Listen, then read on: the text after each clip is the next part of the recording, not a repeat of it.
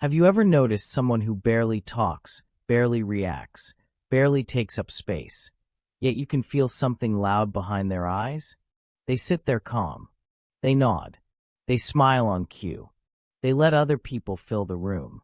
But inside them, it is not quiet. Inside them, there is a stadium, 1,000 thoughts doing warm-ups, a memory from 6 years ago replaying like a highlight, a future problem sprinting ahead like it already happened, a sentence they want to say, then rewrite, then delete, then rewrite again. If you have ever been that person or loved that person, this is going to feel uncomfortably accurate. Because being quiet outside is not always being empty inside. Sometimes it is the opposite. Sometimes it is intensity, under control. So here is the psychology of people who are quiet outside but loud inside, and why their silence is rarely simple. Point 1. Their brain is built for deep processing, not fast expression. Some minds move like quick scooters. They grab a thought and throw it out. No filter. No delay. No second guessing. But other minds move like heavy trains. They do not stop easily. They pick up a thought, then pick up 10 more behind it. They connect it to a memory, then to a feeling, then to a possible consequence, then to the exact facial expression the other person might make if you say it. Psychology calls this deeper cognitive processing. It is common in people who score higher in introversion, but it is not just introversion. It is also sensitivity. It is also high pattern detection. It is also a nervous system that pays attention. So when a conversation moves fast, they do not lack thoughts. They have too many. Their mind is scanning for meaning. What did that tone mean? Was that joke a joke or a test? Did I just miss a signal? And because their mind is doing that work, their mouth stays quiet. Not because they have nothing, because they have everything all at once. You see them pause, and you assume they are shy. But inside that pause, they are sorting files. They are building a whole map. This is why quiet people often seem brilliant in writing, or brilliant one-on-one, or brilliant after the moment has passed. Because their mind needed time to finish the processing. They are not slow. They are thorough. Point 2. They were trained to watch, not to speak. A lot of loud inside people did not start that way. They learned it.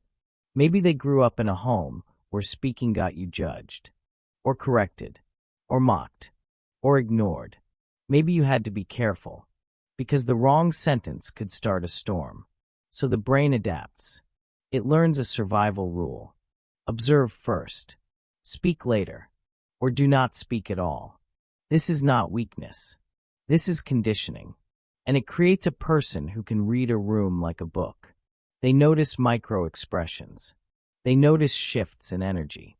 They notice who is trying too hard, who is hiding, who is performing. They become emotionally intelligent, not because life was easy, but because it was necessary. But the cost is this. When you are trained to monitor people, your inner world gets louder. Because you are always calculating.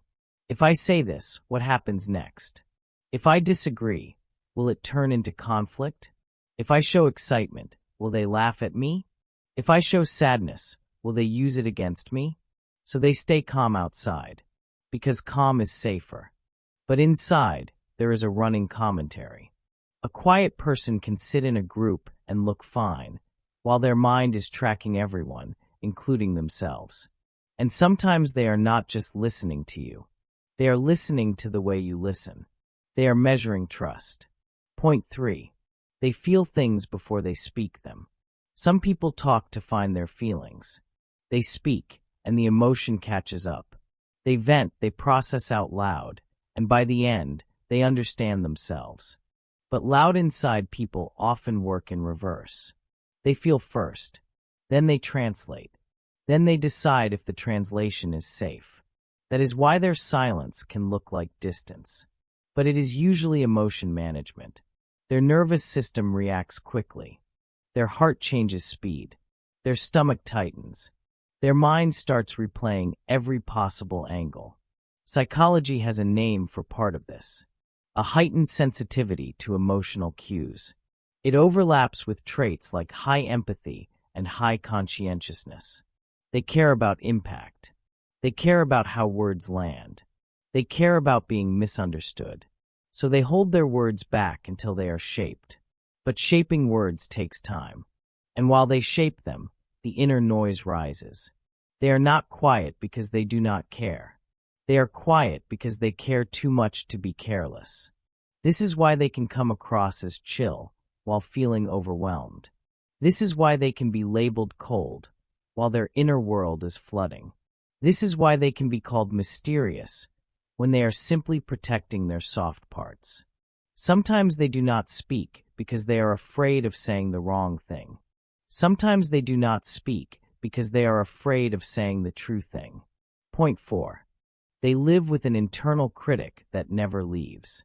If you are loud inside, you know this voice. It does not scream. It questions. Did you sound stupid? Did you talk too much? Did you not talk enough? Did you make it awkward? Did you look weird? Did they notice your hands? Did they notice you changed your tone? Did you come off desperate? This is not just insecurity. This is a mental habit. Psychology connects this to self-focused attention and rumination. Rumination is when the brain keeps chewing a moment long after it is done. It is like replaying a scene to find what you missed. And people who are quiet outside often ruminate more, because they do not release thoughts through speech. The thoughts stay inside, circling. Now add one more layer. Many quiet outside people are also high in agreeableness. They want harmony. They want to avoid hurting people. They want to avoid being judged. So their internal critic becomes a manager. It tries to keep them safe by editing everything. But editing everything makes you exhausted. It makes social moments feel like performance. And it makes your inner world loud. Because even after the conversation ends, the conversation continues. In your head, with better lines, with smarter responses, with a version of you that finally says the right thing. So they can go home and finally relax. But even then, the mind keeps talking. Point 5. Their silence is a form of control, and sometimes a form of power. Here is the part people do not talk about. Quiet outside is not always fear. Sometimes it is strategy. If you grew up feeling unseen, you might learn to make yourself small. But if you grew up feeling overexposed, you might learn to hide. And if you have ever been punished for honesty, you might learn to keep your truth inside. So silence becomes control. Because when you do not reveal much, people cannot use much. This is why some quiet people feel so hard to read. They are not trying to be mysterious. They are trying to be safe. And there is another layer. Some loud inside people have a strong inner life. They imagine intensely. They rehearse scenarios. They daydream. They build worlds. They have conversations with people who are not even there. This can be tied to creativity. It can be tied to anxiety. It can be tied to a mind that is always searching for meaning. So when they sit quietly, they are not empty. They are occupied. Their inner world can be richer than the room they are in. Sometimes their inner world is where they feel most understood. Because in there, no one interrupts. No one misreads them. No one rushes them. And that inner world becomes a home. But here is the risk. If you live too much inside, you start avoiding the outside. You start choosing thoughts over experiences. You start choosing imagination over connection. So the loud inside person can become lonely, even while surrounded. And when they finally do speak, it can sound surprisingly sharp. Because the thought has been simmering. You are hearing the final draft, not the first draft. That is why people sometimes say, "You are so quiet," but when you talk, it hits. It is not magic. It is preparation. There is also a bias at work here. The spotlight effect.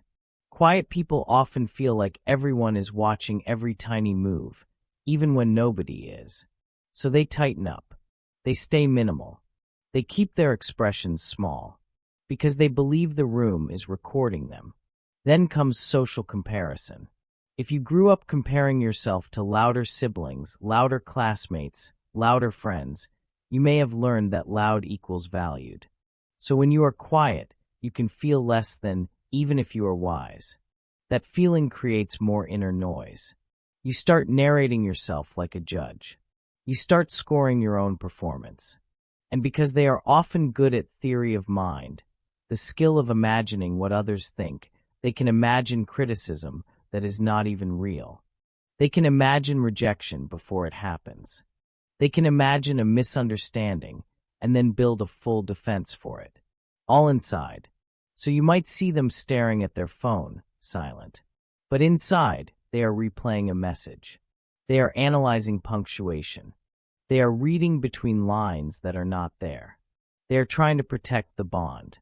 This is why their silence can look like calm, while their brain is doing emotional labor. And emotional labor without release turns into fatigue. Real fatigue. Body fatigue. The kind that makes you need a dark room and no conversation for a while. Just to feel normal. Now the big question. How do you know when quiet outside is healthy and when it is hurting you? Healthy quiet feels grounded. It feels like choice. It feels like you are listening, absorbing, and then speaking when it matters. Unhealthy quiet feels tense. It feels like swallowing yourself. It feels like you are performing calm while your body is screaming. One sign is this. After social time, do you feel peaceful, or do you feel like you just survived something? Another sign. When you do speak, do you feel relief, or do you feel regret? And here is the most important sign. Are you quiet because you are comfortable, or because you are afraid of being seen? If you are the person who is quiet outside but loud inside, you are not broken. You are often highly aware, highly sensitive, highly thoughtful. Your silence is not emptiness. It is depth, but depth needs outlets, or it becomes pressure.